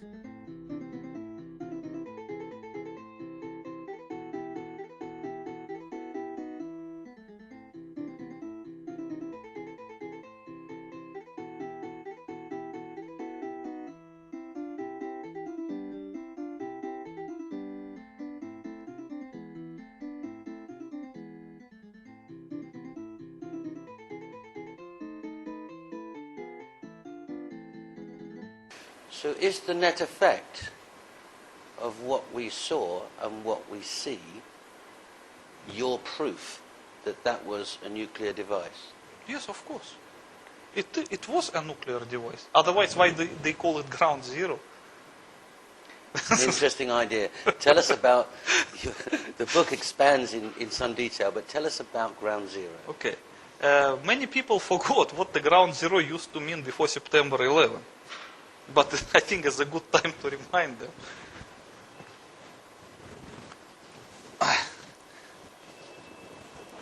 I had one of the biggest pre-September 11 dictionaries. Webster's unabridged. Okay. And this claims to be, it's really big. 1,664 pages. And probably over 500,000 words, I believe. So let's look what the ground zero means.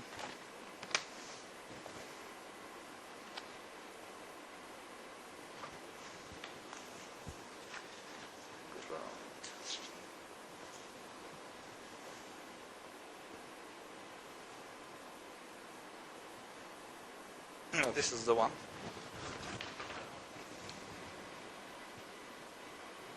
You can look and read it. I'll read it. Ground zero, the point on the surface of the earth or water directly below, directly above, or at which an atomic or hydrogen bomb explodes. So, that was the definition, according to Webster's, pre-9/11. Yes. So does it say that is the place of pancake collapse? No. What do dictionaries that were printed after September the 11th say? You know, after September 11, they were so embarrassed that the former demolition ground of World Trade Center was called Ground Zero, and this name becomes so sticky that it persists up to this day, that they need to change the legal definition of the word in the future dictionaries. Otherwise, the people will doubt it. So new dictionaries were given a new meaning? Yes, I have an example. These two are both advanced American dictionaries, but of different editions. Yes. And both of them claim to be new, by the way. Okay. So let's compare. Let's compare. I'll look up ground zero in this one. This is the older one. You see it's black and white, and this is in color. Okay. I'll look up this one, and you look up that one. Mine says, the old one, the place where a nuclear bomb explodes where the most severe damage happens. And that's according to Longman's Advanced American Dictionary. Okay, and look at this one. Now the new color one, presumably this has been published after 9/11, tells me that ground zero means the place where a large bomb explodes, where the most severe damage happens. So this is Ground zero, the place in New York City where the World Trade Center buildings were destroyed by terrorists on September the 11th, 2001. So it's the same dictionary. Okay, let's look at the edition. This one is published in 2000. And this one is published in Should 2000 and... Should be maybe in the beginning. This is published in 2007. Yes, you see? It's the same dictionary. But in here it defines it as a place of nuclear explosion, and this is a place of explosion. So what your book says, and what you're saying now, is the American government demolished the World Trade Center with an underground pre-positioned nuclear device. Yes.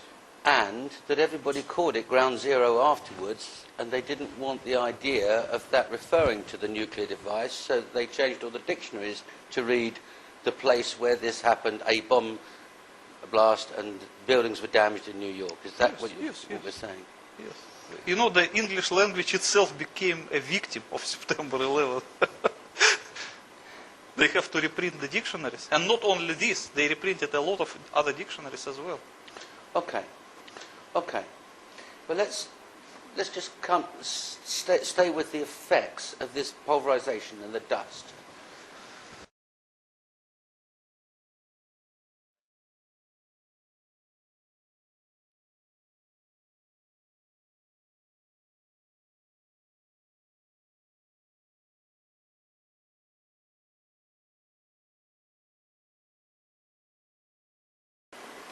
Dimitri, this dust, this pulverized dust, is it radioactive? You are talking about the dust which the tower was... That covered Manhattan? No, it is not. Okay, I will try to explain it to you. Many people, they believe that because the nuclear explosion on the World Trade Center was nuclear, then this dust should be radioactive as like radioactive dust. No, it was not. I explain to you why. During an atmospheric nuclear explosion, when we have that well-known mushroom cloud, what happens? It will suck the dust from the ground level because of the high temperature inside the cloud. Right. Okay, and it become radioactive here, and when it cool down, it will fall down. So this is the radioactive dust. But there was nothing like this here, because all the radioactive materials were concentrated inside the cavity, and this dust was just compressed by the pressure wave, so it should not be radioactive, because this was not involved with any radioactivity. It was harmful, of course, for the health when you inhale it, because it was a microscopic materials. But it's just a mechanical damage. It will not cause you anything like the radioactive poisoning, radiation poisoning. So, if some of the dust particles were asbestos and they were inhaled, then you'd have... No, yes, if you inhale asbestos, yes, you will have the harmful effect of asbestos. Okay, but there's nothing to do with radioactivity, no. But what was radioactive in this case is the vapor. Because as I explained to you in the previous drawing, the situation is like this. I will make one more.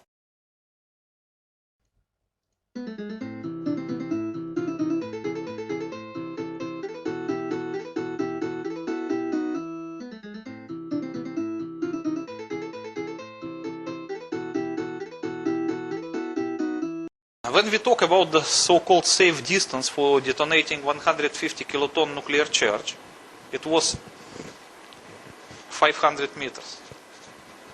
You remember I explained it to you. So when we make the nuclear explosion at the depths of 500 meters, it will create a cavity of 100 meters, and still there is a 400 meters of the soil. To filter. Yes, so when the radioactive gases will try to reach the surface by the crevices of the rock or whatever, they will be filtered on the way. And the thickness of filter will be like 400 meters at least. So it will tremendously decrease the radioactivity. But in the case of the World Trade Center was another story, because the tower was only 27 meters below surface, and the position of the charge was another 50 meters. So from here to here is 77 meters. And 50 meters, or even a little bit more than 50 meters, was occupied by the cavity.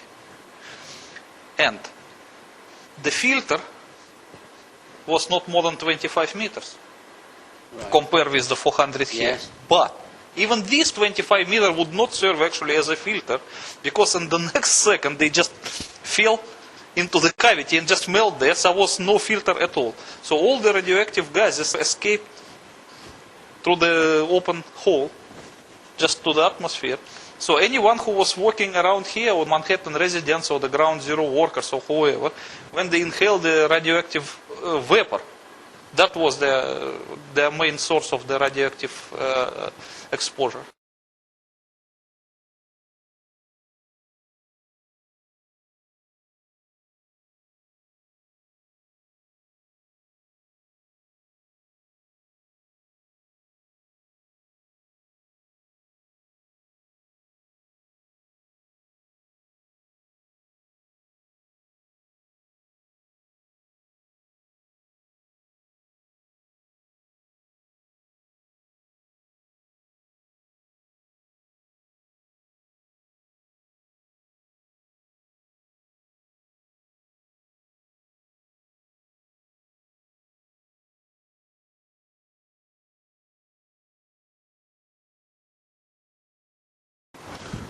Okay.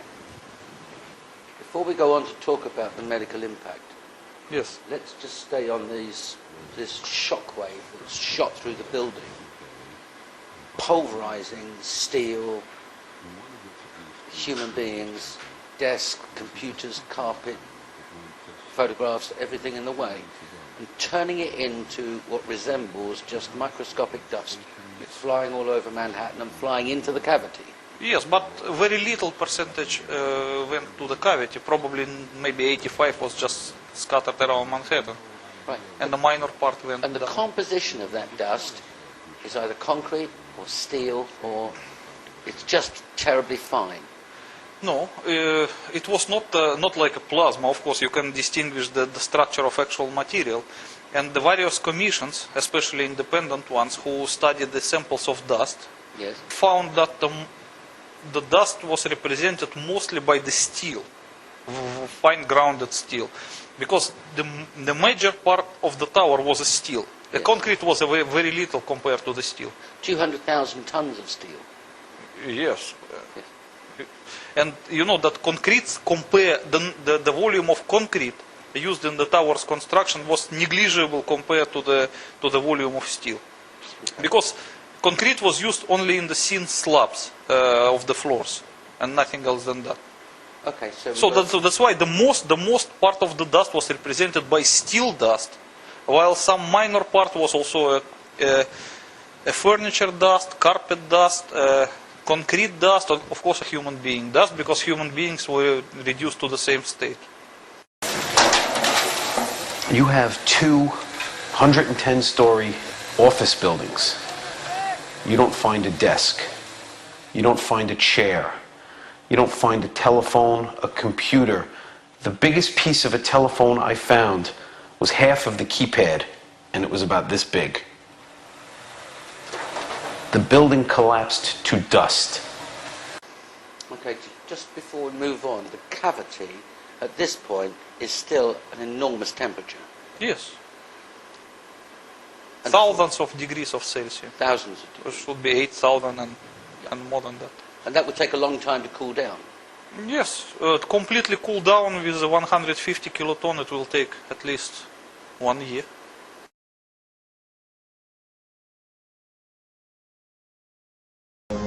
This is how it's been since day one.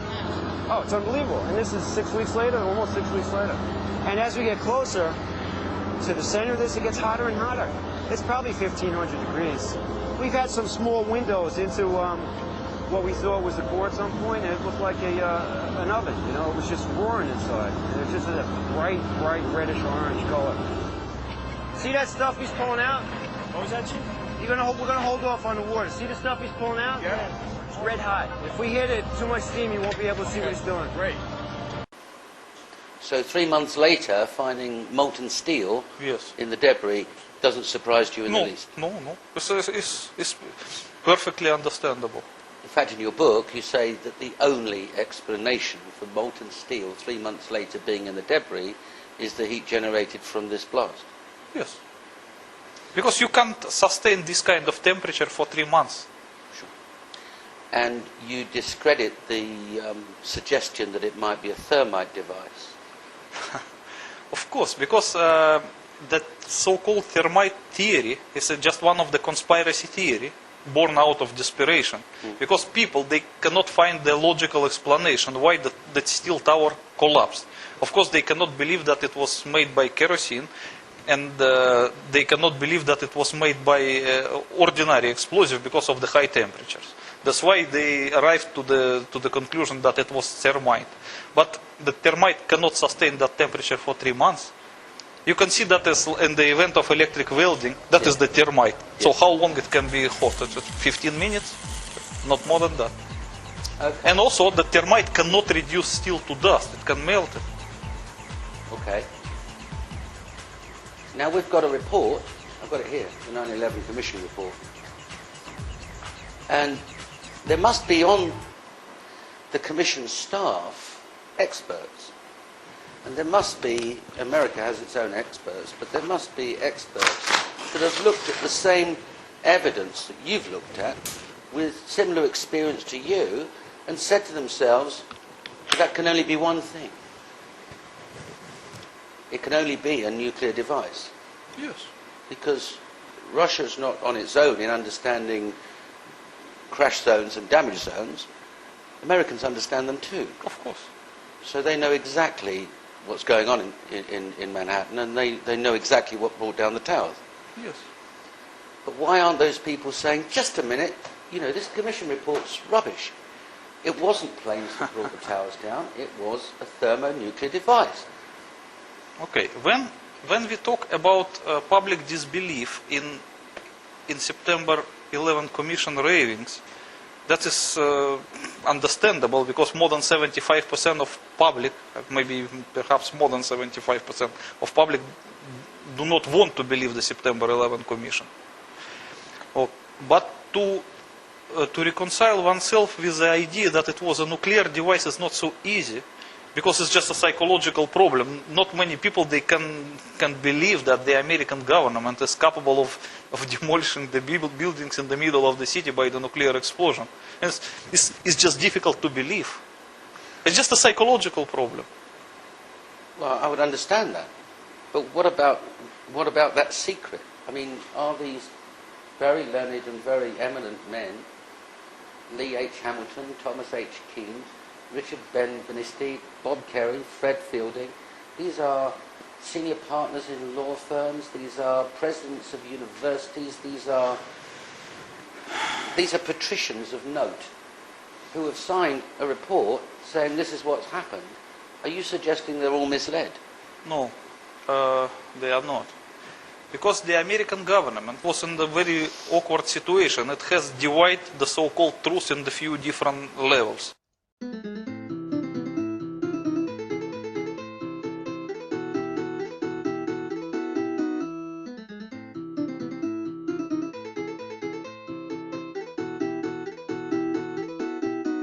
But what about that secret? I mean, are these very learned and very eminent men, Lee H. Hamilton, Thomas H. Keane, Richard Benisti, Bob Kerry, Fred Fielding, these are senior partners in law firms, these are presidents of universities, these are patricians of note who have signed a report saying this is what's happened. Are you suggesting they're all misled? No, they are not. Because the American government was in a very awkward situation. It has divided the so-called truth in the few different levels. So, let's say that the real truth is known only for a few people in America. And a little bit lower level is known to different, like, commission members and so on. And it was explained to them that the tower were actually demolished by the nuclear devices that belong to Osama bin Laden. Because otherwise they cannot explain many things. They cannot explain the radiation effect, the ground zero name, and all building 7 collapse, which was not hit by the plane. So they have to produce some other kind of truth, in the quotation mark, for this kind of commissioners. And for them it was produced the second truth, which says that all 3 buildings of the World Trade Center, the Twin Towers and the Building 7, were demolished by a so-called mini nukes, the portable nuclear suitcases, Soviet-made, which were obtained by Osama bin Laden from Ukraine.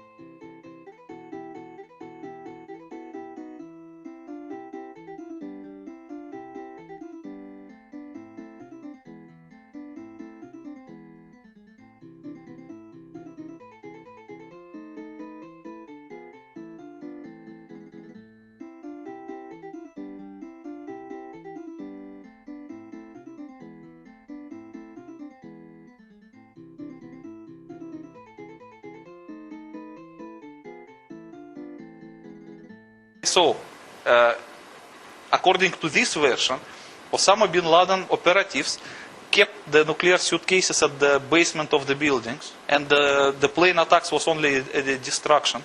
And in reality, they detonated them by nuclear explosions of the stolen Soviet suitcase nukes, and it caused the towers collapse. So the members of commissions were advised not to disclose this to public, but just to produce some false report to cover up the truth, because they don't want to scare the people by the nuclear weapon. And the commissioners agree.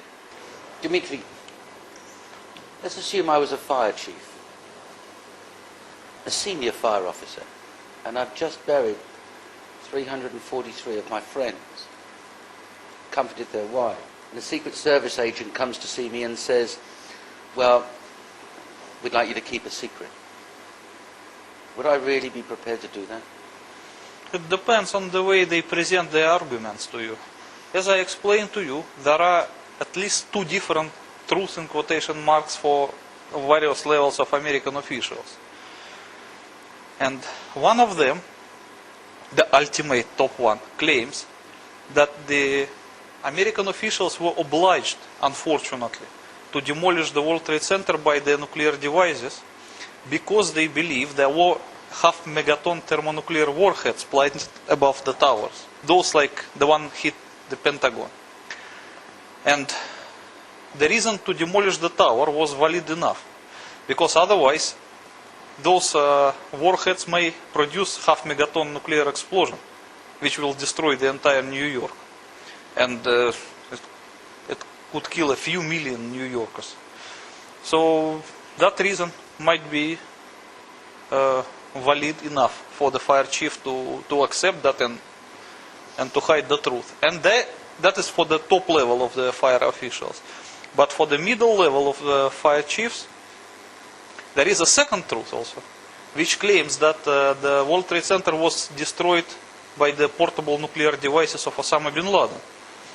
So in this case, it does not suggest it was murder committed by the American officials, it was by the terrorists. So both of the so-called truths would be enough for the fire chiefs to keep silent. So we're talking about a big lie. Yes. A really, really big lie. And the Commission report and all the members that contributed to that report are parties to that lie. Unfortunately, yes. Doctors are party to that lie. Yes. Media. Some patricians within the media would be party to that lie. The media probably not, because they were just reported what was said to them by the officials. They did not invent anything. Agencies such as the FBI, they would be party to that Yes, lie. FBI agents definitely yes, because they know everything.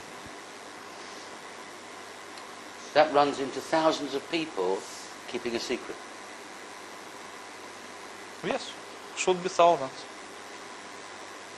And on the other hand, we've got people like you who understand these devices and their effect, physicists who are looking at, and they're jumping and screaming and saying, no, that's wrong. But we've also got physicists supporting the Commission's findings. So those physicists are party to a lie. Yes, because they were hired to produce the 9/11 Commission report. So they just performed their job. They were hired to do that, and they did the job. So what you can do? They were like actors. When you hire an actor and you ask him to act something and you pay him for it, you can't blame an actor. And you're saying that the demolition of World Trade Center Building 1 and 2 was deliberate by the American government to prevent further loss of life. That's what I was told by the FBI. Your book doesn't go into the why concerning the events, just the how and who. No, at the end of the book, I add one of the last chapters. Once I got that information from the FBI, I modified my book by adding that chapter with this explanation. So now it is there. Understood. It was not there at the first version, but in the second it's there. Understood. And in your opinion, there's no other explanation for the collapse of World Trade Center 1 and 2 that's physically possible? No.